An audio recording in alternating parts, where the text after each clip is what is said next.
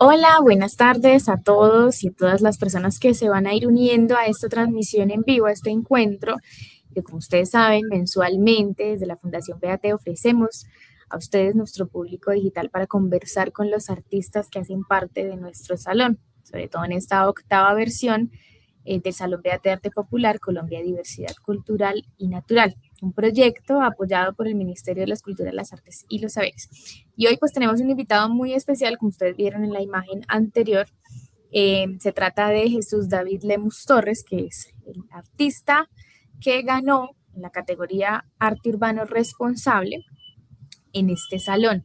Esta categoría que ha sido apoyada también desde la Secretaría de Cultura, Recreación y Deporte de la Alcaldía Mayor de Bogotá, que nos permitió pues escoger un espacio para hacer el mural que finalmente pues Jesús David con su propuesta en la maqueta fue realizado ya a gran escala. Entonces, con toda esta introducción tan breve, porque casi soplo todo lo que vamos a hablar hoy, pues les presento, por supuesto, a David Lemus y a Elkin, el profesor Elkin, que nos va a acompañar en este espacio de hoy. Bienvenidos y buenas tardes. ¿Cómo están? Hola Adriana, Buenas buenas tardes. tardes. David, buenas tardes, ¿cómo te va? Muy bien, gracias. Gracias por la invitación. Yo creo que una de las cosas más valiosas de resaltar en este encuentro de hoy es precisamente la técnica por la cual David adquiere un premio dentro de estas convocatorias del salón, que es el mural. Y teniendo una conversación tras bambalinas con él, uno comienza a descubrir que él tiene una versión un poco distinta, casi que se puede decir clásica, de lo que es el mural, en un momento de la historia donde los muros se llenan de imágenes, colores, grafismos, al poco tiempo se borran y vuelve y aparecen nuevas formas. Entonces, de entrada, David, valdría la pena que nos comentaras un poco esa reflexión que tú tienes en torno al mural, porque eso también de alguna manera nos comienza a mostrar esa versión estética que nos ofreces, que nos ofreciste y que en el fondo asumo que el jurado logró captar porque hay una estética que no está muy arraigada como en lo contemporáneo, en el sentido de que los personajes, la forma de pintar que tienes y la mancha está mucho más relacionada con un realismo más clásico que con el realismo contemporáneo. Entonces, dándote un poco la palabra, ¿cómo enfrentas tú esta visión de este muralismo clásico un poco que trascienda el tiempo? Pues sí, gracias por esa introducción y básicamente viene mucho de mi formación artística, pues que es autodidacta, pero en algún momento del camino conocí al maestro Miguel Arosemena, con el cual pues obviamente me transmitió algo de su conocimiento, que es inmenso. Y pues el foco de esta visión del maestro es la clásica, ¿no? Precisamente, la clásica de los grandes maestros. Los grandes maestros, pues obviamente salvando la comparación ahí, tenían como principal arma pues el tiempo, ¿no? El tiempo era otro, el tiempo de ejecución era otro, eran años, y también la deformación, ¿no? Que era pasar el conocimiento de un sujeto a otro, no, pues no había sino atelieres en este tiempo, o talleres, y pues Sí. esa cuestión era otra dinámica, ¿no? Era otra dinámica, a mi parecer, pues más profunda. Entonces, una formación artística en dibujo, en pintura, eh, y que se me formó fue como, yo me formé en un principio como artista de caballete, ¿no? Como pintor de caballete, pues Ujú. explorando también la escultura, el grabado y pues la pintura, obviamente. Mm, a partir de ese estudio, pues surge la necesidad no de decir simplemente voy a hacer una obra efímera, sino una obra que perdure. Porque para mí es importante que perdure. ¿Por qué? Porque es un texto que se entrega al mundo y obviamente no puede ser un texto pues, efímero sino es un texto que tiene que trascender el tiempo, ya que va a enseñar a muchas generaciones, así como nos ha enseñado, por ejemplo, los maestros clásicos que mencionaba, Miguel Ángel, Leonardo, con sus murales. Entonces, por eso también es importante en esta contemporaneidad retomar ese tipo de diálogos, ¿no? Que no sea algo efímero, sino que sea algo que trascienda por medio de la técnica y por medio de la formación también. O sea, la técnica ahorita que estoy explorando es el acrílico sobre el muro, ¿no? Pero hay otras técnicas más permanentes. Por ejemplo, la cuestión se me fue la palabra, ¿me puedes ayudar? ¿El fresco? El fresco, perdón, el fresco. El fresco es otra cosa que toca retomar, ya que, pues como tú dices, las técnicas son súper efímeras. El sol es muy agresivo con un vinilo o con un aerosol incluso, pero con esta técnica del fresco, obviamente hay murales que vienen de siglos atrás y pues están intactos, ¿no? Entonces, por ejemplo, incluso darle frescura a la cuestión del mural, es importante retomar estas técnicas, ¿no? Como que no podamos verla solo de fotografías porque ya se dañó la obra, en 5 o 10 años ya se dañó la obra, sino tratar de que si pasa un tiempo prudente y tú puedas ir a la obra, pues es una sensación eh, diferente, ¿no? Como nos pasa cuando vamos a un concierto de música, comparándolo con la música, no es la misma sensación que si tú escuchas una pista por internet, ¿no? Es lo mismo. Lo mismo pasa con la pintura, es una sensación diferente estar frente al muro y ver la obra que verla en una fotografía. Entonces esa es como mi apreciación del arte, del mural en sí. Sí, David, hay pues nos comentas este tema de las dificultades que pueden tener los diferentes materiales a la hora de aplicarse a un muro, el tema de la intemperie, el sol, el calor o el frío en su defecto, la lluvia, en fin, todos estos factores climáticos que pueden afectar de una manera u otra estos pigmentos. Pero me preguntaba el otro espectro de este movimiento muralista contemporáneo que viene sucediendo alrededor del mundo, por lo menos hace 2 décadas, y Sí, es toda la estructura logística y normativa que muchas ciudades han implementado para que esto de alguna manera se convierta en el boom que es actualmente, ¿no? Y es precisamente que hay unos muros asignados para los artistas, pero esas imágenes, esos grafismos o cualquier cosa que el artista produzca de alguna manera ya tiene el veto de lo efímero, porque después de determinado tiempo simplemente se borra para darle espacio a otro. Teniendo en cuenta eso, ¿cómo visualizas tú la posibilidad de una obra permanente, pensando en la técnica del fresco, ¿cómo crees tú que eso pueda ser posible, considerando que hay una normativa que de alguna manera ya de por sí lo limita? Pues estoy pensando en las grandes ciudades, ¿no? Bogotá sí. es un caso aquí particular en Colombia, pero no sé si los municipios pequeños tengan esa misma normativa y por ende también estén pensando en el asunto efímero más que en algo permanente. ¿Cómo lo ves tú desde tu experiencia? Pues puedo mencionar algo importante ahí, es que, y lo hago muy en consecuencia con la pregunta, en consonancia con la pregunta, es que si tú pintas algo, no sé, aquí me van de pronto a decir que no, que el arte, lo bueno y lo malo es algo relativo, pero yo no creo en la relatividad dentro del arte. Entonces hay arte bueno y hay arte que no cumple con ciertos estándares de calidad, de apreciación artística, de técnica y todo esto, ¿no?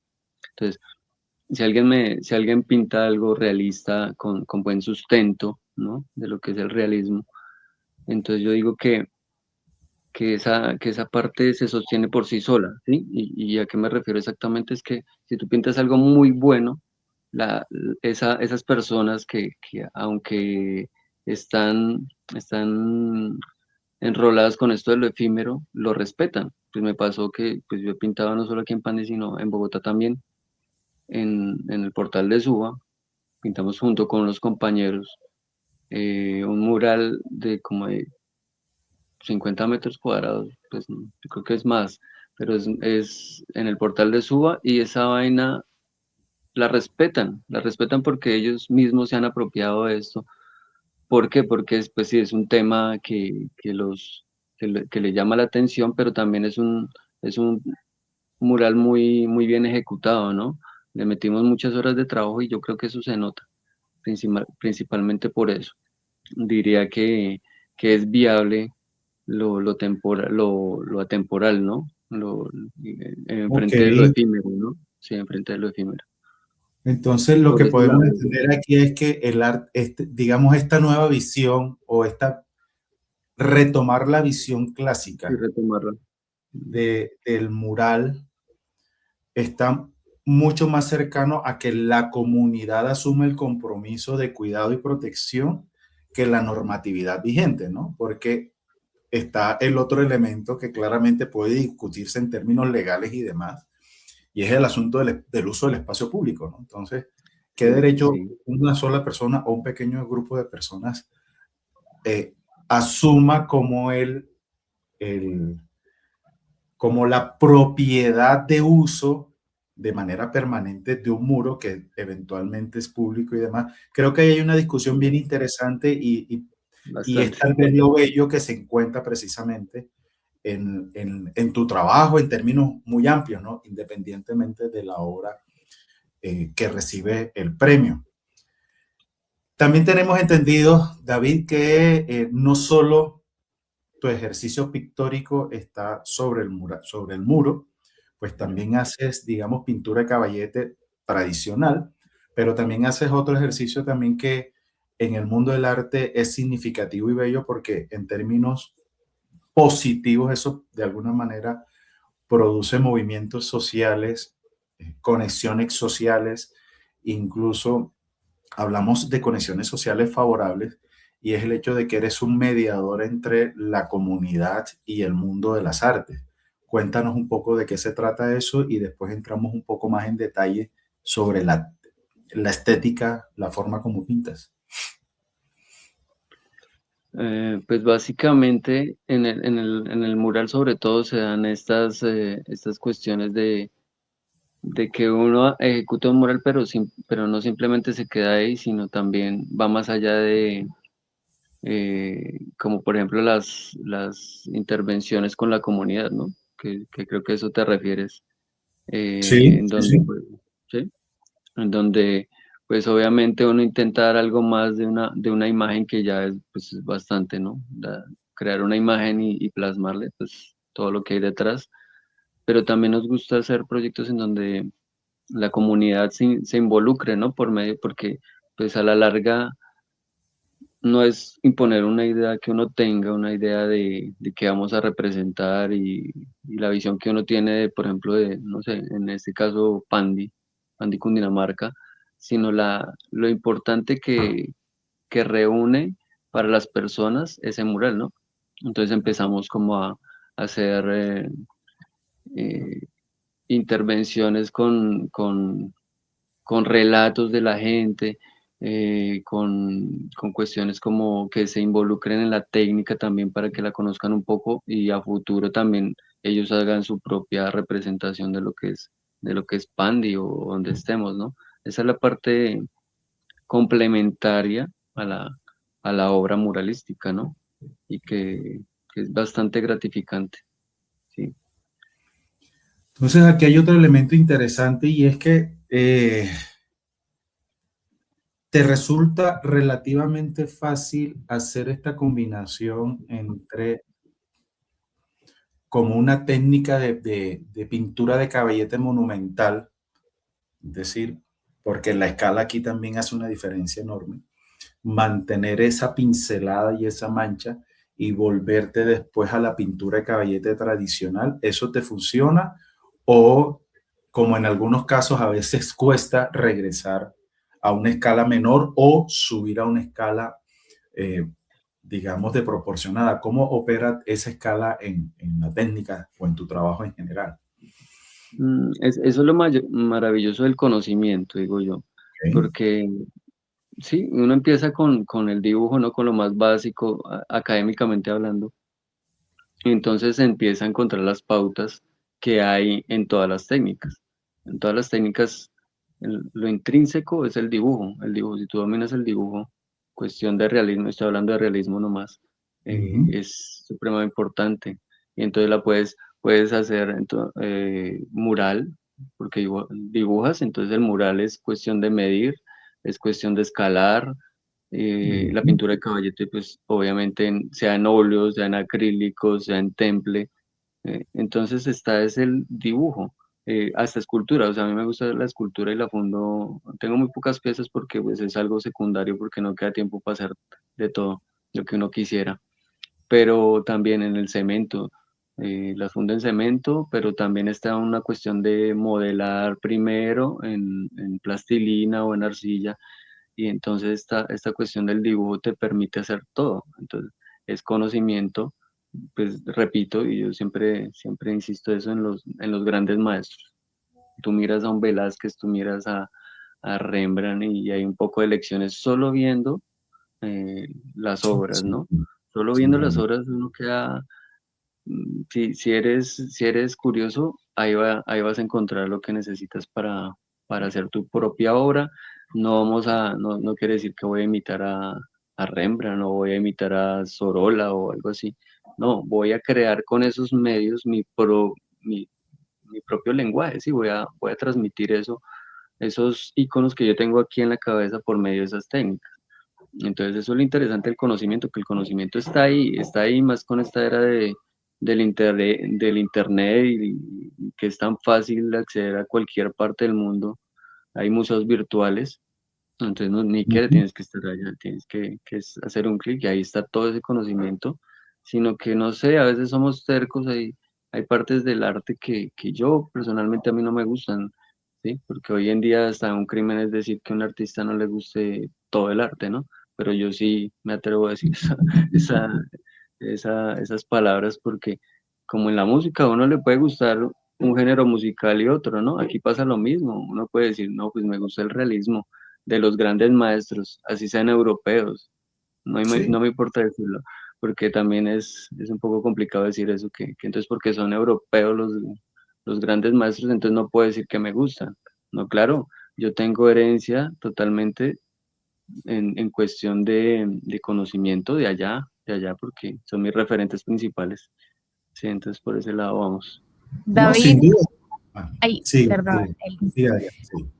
bueno, hablando de referencias, porque precisamente nosotros desde el salón y de todas esas perspectivas que nos permite tener el acercamiento con las piezas, em, eh, el diálogo entre digamos, una técnica que no es contemporánea, por decirlo así, pero que la traemos a colación en esta categoría y en esta propuesta artística que tú ya has confirmado que es una referencia pues de grandes maestros y que esta técnica pues te ha permitido también tener un sello no solamente en la parte del muralismo, sino también en tu obra eh, plástica. ¿Cómo es que conectamos con lo popular, con el Sendero de las Flores? Para entender también cuál es esa narrativa o cuál es ese lenguaje que se tuvo presente en la creación de esta pieza para conectarlo también pues con todo este contexto popular, comunitario, contexto de la misma identidad colombiana y sobre todo pues con el tema de diversidad cultural y natural, que es el tema del salón. Quiero conocer la historia que hay detrás del Sendero de las Flores, que finalmente pues al ser en un principio una propuesta de maqueta, porque a ustedes se les suministraron pues las imágenes del espacio donde se iba a realizar esta intervención a gran escala. Y David nos trae pues toda una propuesta que fue impactante a nivel técnico, en miniatura en este caso, y que luego cuando nos vamos hacia el muro, que por supuesto tienen que ir a visitarlo porque está en el gimnasio del norte en el barrio 7 de agosto, y hay unos personajes y hay unas identidades, que eso es lo que me encanta también encontrar en las obras, quiénes son estas personas que dialogan también con nosotros. Cuéntanos, David, pues la historia del Sendero de las Flores, cómo llegó a a esta propuesta de maqueta y cómo pues también llega David a la convocatoria para elegir que esta sea la propuesta del salón. Pues básicamente yo la cuestión de la convocatoria pues me la encontré, ¿no? Eso que uno en su rol de artista pues tiene que comprender que también hay que decir, bueno, de dónde busco recursos para continuar con esto y pues obviamente es mi vida. En estos momentos yo vivo del arte, puedo decir, con fortuna, mucha fortuna que vivo del arte. Sí, obviamente lo bonito del arte es que te da muchas partes de dónde escoger, ¿no? Entre estas las convocatorias. Entonces esta convocatoria llegó a mí por ese rol de estar investigando, bueno, convocatorias para inscribirme y dónde puede caber mi trabajo, ¿no? Porque pues no todas las convocatorias son aptas para mi tipo de visión del arte, ¿no? Y el Sendero de las Flores es algo que ninguna idea es tan novedosa, ¿no? No me refiero a que no le hayan trabajado otros artistas, me refiero a que es algo que se venía ya trabajando, eh, así sea mentalmente, con pequeños bocetos, con pequeñas cositas que uno va pensando, oiga, eh, y más que yo he vivido en barrios populares, ¿sí? Aquí en Pandi obviamente también hay gente que vende flores. Entonces esa herramienta del dibujo le proporciona también a uno eso, ¿no? De estar observando pues más atentamente, ¿sí? Su entorno. Porque yo soy de los que me sienta a dibujar en un parque o se sienta uno a dibujar en una esquina y mientras se toma un café o espera a alguien, pues está dibujando. Eso te permite tener una observación pues menos pasiva, sino más atenta. Y esas cosas fueron formando lo que hoy en día conocen ustedes como el Sendero de las Flores, ¿no? Esas ventas populares, que yo las quiero, se podría haber centrado en otra cuestión, ¿no? Pero se centró en las vendedoras de flores o en los vendedores de flores, pues se ven hombres, mujeres, lo que sea y que es muy particular de Colombia, porque aquí, aparte de todo, se producen muchas flores ahí, porque también es muy diversa la flora de aquí de Colombia, ¿no? Es uno de los países que más tiene variedad de flores. Y entonces uno, pues dibujando en esas actividades, pues va saliendo ese extracto de lo que es el Sendero de las Flores. Y pues se fue desarrollando, lo quería centrar en las flores y aparte de eso darle como una lectura metafórica, ¿no? Entonces esta metáfora es básicamente que una flor, ese recorrido que hace una flor es como la que hace uno en la vida, ¿no? Primero está así como la semillita, luego va creciendo, está en todo su esplendor en cierta parte de la vida y llega un momento en que ese color, esa viveza de esa flor pues se va opacando, ¿no? Así como nos pasa a nosotros con la vejez y estas cosas. Entonces quería llegar a ese punto y que se viera representado en algo bello, porque soy un creador, creo que la belleza tampoco es subjetiva, sino es totalmente objetiva y que quería que fuera un mural bello. Muy bien, David. Sí, digamos que toda la historia siempre que hay detrás de las obras es bastante interesante porque eso es lo que también les permite a ustedes darle un nombre. Y eso, sin saber la historia que ahora nos cuentas, pues siempre el espectador se crea un escenario casi que cercano a veces a la perspectiva que tenía el artista cuando realizó la obra, pero es un homenaje muy bello también a este oficio, ¿no? Que también pertenece a las Total, culturas total. populares, no solamente porque pertenece también a un salón que demuestra que el arte popular pues existe en todos los rincones del país, sino que también a través de un oficio de la gente, de la calle, eh, hay esa esencia pues popular en la pieza. Sí, Quiero sí, retomar. dime. Dale, termina la idea, no te preocupes. No, sí, ese punto que tocó Adrián es importantísimo porque también pues uno que viene de, de estratos pues normales, de estratos populares, llamémoslo así, pues uno pues, siento la conexión con las labores que hacía mi madre y mi padre, pues que eran, no eran de las flores, pero sí eran obreros, entonces pues uno va como adquiriendo quiere resaltar en su profesión esas labores tan, ¿cómo decirlo? Tan comunes y corrientes que a veces pasan desapercibidas, ¿no? Entonces es un homenaje también a esa cuestión. El señor con la bicicleta y vendiendo sus flores, la que las produce, aparte de todo, pues se me olvidaba mencionarlo, pues yo tuve que trabajar en las flores como un mes, yo no trabajé mucho, pero Ujú. eso también me marcó mucho porque era unas madrugadas tenaces y, y duro, el trabajo muy duro. Entonces, es como resignificar eso, ese esfuerzo y transmutarlo, ¿no? Yo lo transmuté y afortunadamente aprendí a pintar para que eso saliera, ¿no? Eso saliera de otra manera. Sí, claro, entonces no resistí mucho porque es muy pesado y salió otras cosas, pero de verdad que es como el homenaje para esas personas.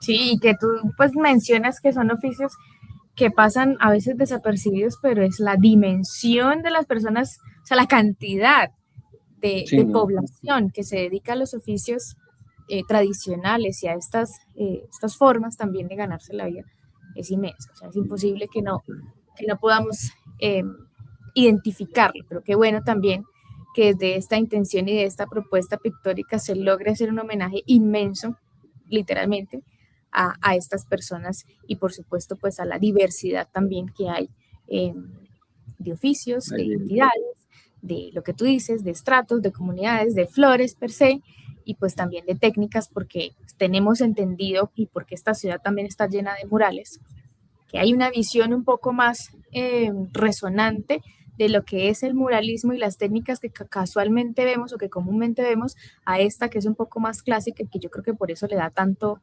valor. Sí, afortunadamente tuvieron en cuenta eso, ¿no? Digo afortunadamente porque hay otras miradas del arte, pues que eso no se tiene en cuenta, ¿no?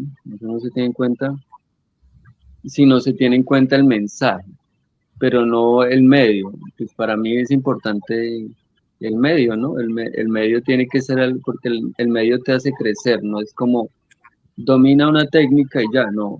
El medio, aprender es a manejar esos medios te hacen más sensible, digo yo, ¿no? Entre comillas, sensible ante el mundo y te sale y como dura tanto tiempo adquirir, como aprender eso, entonces como que te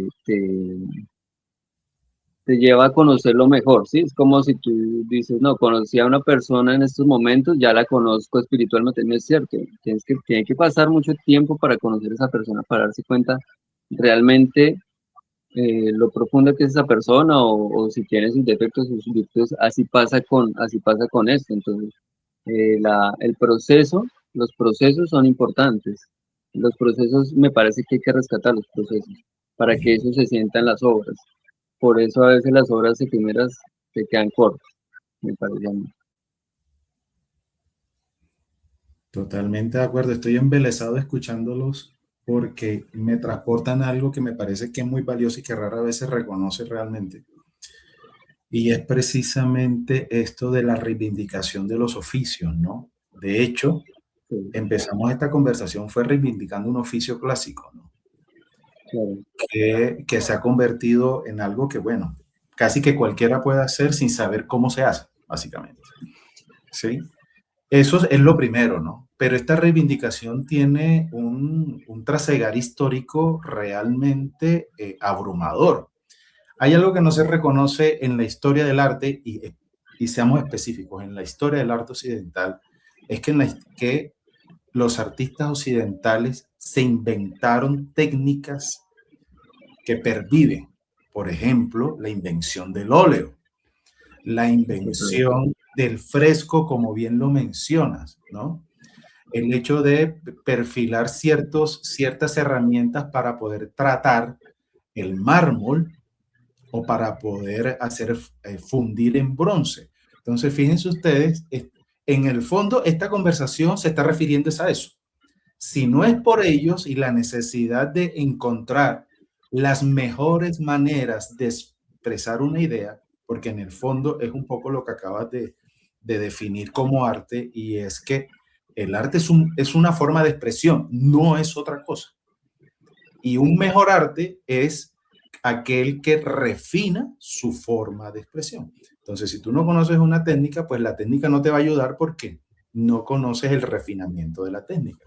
Entonces, un poco como una especie de conclusión de esta conversación tiene que ver precisamente con eso, ¿no? La reivindicación del oficio es valiosa porque en la medida que aprendes el oficio, logras una sensibilidad, amplías el espectro de percepción de lo que está a tu alrededor y puedes, sin proponerte, lo que es la parte más bella de todo esto, identificar que el oficio de un muralista clásico no se aleja mucho del oficio de un recolector de flores.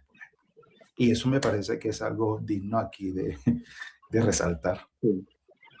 Bastante importante lo que Poético, mencionas muy ahí. poético, Elkin.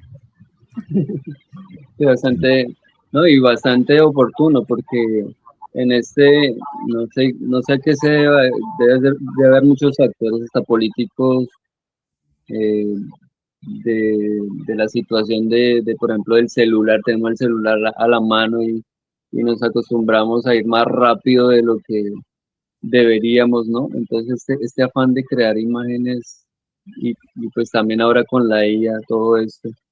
Entonces, es debido a eso que se ha perdido como la esencia de crear, ¿no? De crear, que es mediante es algo meditativo, me parece a mí. Sí. Entonces, la meditación requiere tiempo.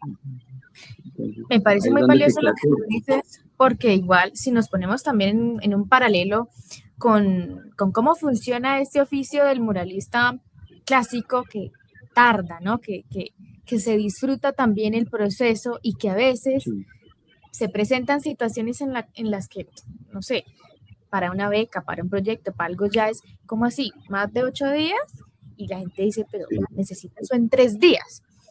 A mí me parece Ujú. interesantísimo plantear ese diálogo porque entonces, ¿a qué le estamos apostando? ¿A la propuesta pictórica, al resultado final que comprende todo un proceso de tiempo, de dedicación, de bocetos, de proyección, o simplemente a tener algo en ese muro?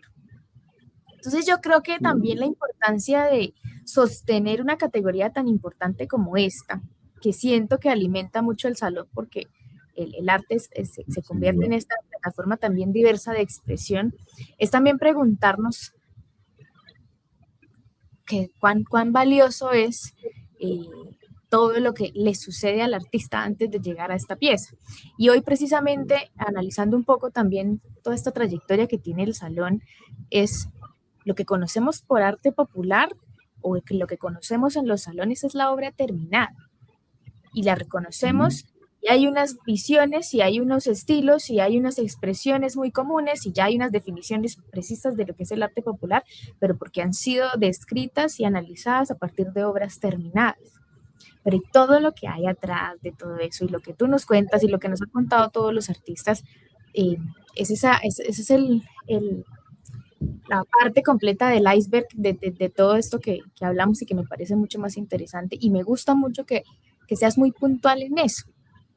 El disfrute también de la técnica y del proceso, ya sea desde una técnica clásica y de otra, comparándolo también con otras obras, de que es que el artista se tiene que sentar y escoger el material y escoger los colores y que eso también tiene un valor, que contrasta mucho con la inmediatez de lo que tú decías, del teléfono, de que ahora la IA está reemplazando hasta los diseños para muchas cosas.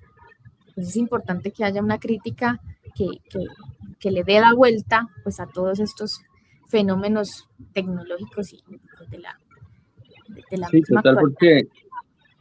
porque me ha pasado eso de que mencionas de que, por ejemplo, lo de los diseños con IA. ¿Qué me pasó exactamente? Estaba en un concurso de arte al piso, se llama. Allí los artistas llevaron, sí, no todos, voy a decir, pero sí había un lenguaje de que sus bocetos eran IA, bocetos entre comillas, porque yo a eso pues no le llamaría boceto. Boceto es cuando tú trabajas una idea y la refinas y tal. Pero allí sí se sentía ese lenguaje, ¿no? Como los personajes de plástico, porque la idea lo que te da es personajes de plástico, ¿no? Como rígidos, pusieron un tema y, o sea, de- por mi proceso, ¿yo qué me puse a hacer? Yo me puse a dibujar a una tía que había sufrido pues, de víctima del conflicto, era el tema de esa convocatoria.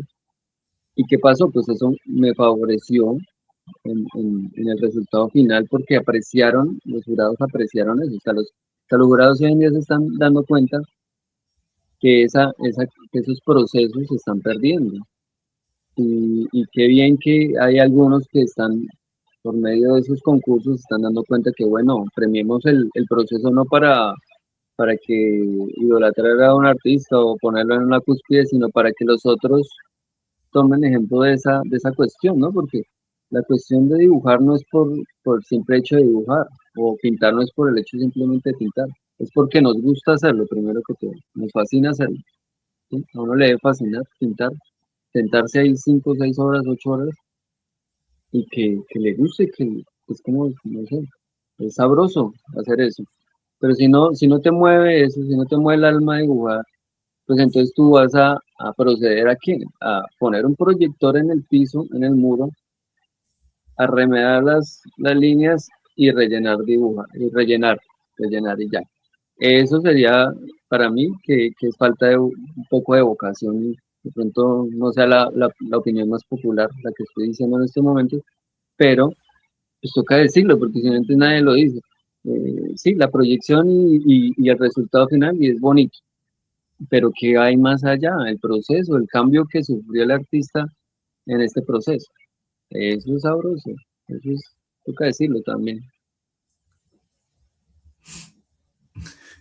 Esa expresión que usa de que eso es sabroso, realmente la descripción que siento allí es que los jurados están comenzando a sentir la diferencia entre lo que es el exceso de imágenes, todas ellas vacías de contenido, son solo Sí, imágenes, literalmente, como dices tú, son plásticas totalmente y eso se siente sí, a una imagen que ha sido elaborada con cierta parsimonia y con muchos estados emocionales encontrados muchas veces, ¿no? Porque total.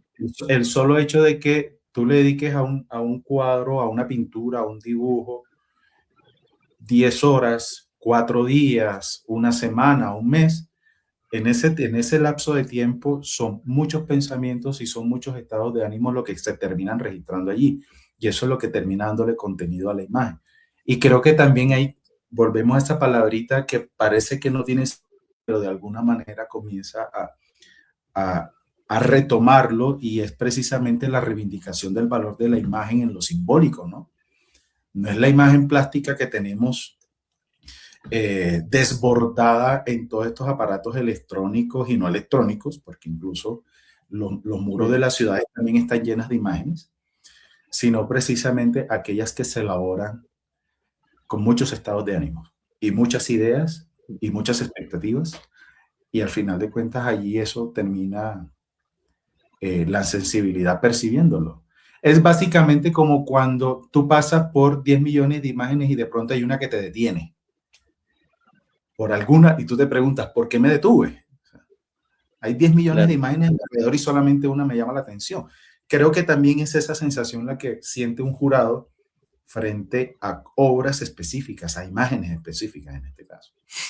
Entonces, muy chévere tu Sí, total. conversación de esta parte del arte, ¿no? Porque bien lo has dicho, hay muchas versiones del arte y uno no tiene por qué estar de acuerdo ni siquiera con la mayoría. Con dos es No, no, suficiente totalmente. y ya es mucho de por sí. Claro, claro, porque a veces el arte se vuelve complaciente en ese sentido, en que queremos, como dice la palabra, complacer cuáles son los relatos de moda, los relatos, Sí, sí, los relatos de moda, digo yo, porque se vuelven genéricos, ¿no? Es como el reggaetón de la pintura, el reggaetón del mural. Entonces se vuelven así genéricos. ¿Y qué hay más allá? O sea, eh, inventar esas imágenes debe haber algo más, debemos ir más allá, porque si no se va a quedar en un reggaetón, el reggaetón del muralismo. Y pues no es justo porque ahorita la tenemos Magnífico. fácil, ahorita la tenemos fácil porque tenemos toda esa información. Tú le preguntas incluso a ChatGPT, le preguntas la fórmula para crear óleo, ya, te la da, ¿sí? Antes tenían que investigarlo y incluso había conflictos entre escuelas por esos secretos. Hoy tenemos tan fácil todo, cómo aprendí a dibujar, se dibujaba en Francia en el siglo XIX, en las academias del siglo XIX, en Rusia, sí, todo esto lo tenemos tan fácil. Y a veces no sé, no vamos más allá, no vamos más allá, y entonces se vuelve las imágenes genéricas. Y no, tenemos que ir más allá, es lo único que puedo decir. David, pues esta es una gran conversación. Qué bueno que nos hayamos podido acercar a este diálogo y a todas tus opiniones acerca de este oficio y del ejercicio, pues también de vivir del arte, que nos parece también maravilloso que sea tu sustento y que sea la forma con la que puedes disfrutarte pues también de tu trabajo, ¿no? De cómo logras hacer que tu trabajo sea igual de valioso que lo que te apasiona. Y me parece muy puntual que todo lo que compartimos, porque aún así pues se resiste desde el oficio, desde la acción humana, ¿no? La acción humana y lo que nos permite hacer las manos y lo que permite transformar las ideas en cosas, en este caso pues en arte es lo que resalta pues también a estas grandes reflexiones de los artistas, y por supuesto se ve reconocido no solamente en este premio, sino pues también en la calidad tuya de tus obras y de lo que narras, ¿no? Que eso es lo más interesante, que cuando hay coherencia, la obra y el artista, ¿no? Eso me parece hermoso. Y pues muchísimas gracias por tu tiempo, por esta conversación. Esperamos pues también poder acercarnos a tu obra, a que la gente pues pueda seguirte en redes sociales. Despidámonos como dando esa información, que puedan seguir tu trabajo y pues a las personas también que estuvieron ahí como súper pendientes con sus comentarios, pues muchísimas gracias, porque hoy nos fue de maravilla con David y esperamos pues también que continúen acompañándonos en estos charlas. David, gracias por recordarnos, y te dejo la última palabra a ti, gracias por recordarnos que cuando tomas el pincel acaricias el lienzo. Sí, esa frase. Gracias por esa frase también. No, pues muchas gracias por la invitación y espero que mis palabras pues no sean malentendidas y ¿No? pues sirvan para poner a reflexionarnos y a reflexionar a todos, y incluso a mí, porque me escucho y digo pues se ha aprendido también a través de la pintura a expresar ideas también, ¿no? Pues porque yo soy pintor, pero a veces uno no es bueno hablando, y pues la pintura me ha enseñado a aclarar las ideas también aquí en la mente. Entonces, Buenísimo. muchas gracias por todo. Y mis redes, pues tengo Facebook de David Lemus. No sé si se puede encontrar fácil, pero ahí es que tengo la red, muevo las redes. Y en Instagram, Taller Caravaggio, así como lo oyen. Y ya, esas serían mis redes. Entonces les agradezco mucho por la oportunidad de conversar. Muchísimas Gracias, gracias. David. Y gracias, Gracias, Elkin, también por Gracias, tu Elkin. tiempo. Y bueno, los avisos parroquiales de siempre, porque ustedes saben que nosotros, después de estas grandes conversaciones, siempre damos contexto de dónde estamos, dónde está el Salón de Arte Popular en este momento. Pues ya estamos montando en Cereté. Ustedes saben que este año tenemos la itinerancia nacional del Gran Salón. Por supuesto, estaremos proyectando todo el video y el proceso de la obra de David Lemus con su propuesta El Sendero de las Flores. Así que prepárense todos los que están en Montería, porque vamos a estar en Cereté hasta exactamente el 28 de junio, y que tengo el calendario. Muchísimas gracias por su tiempo, esperamos vernos en otra conversación. Gracias, David y Elkin.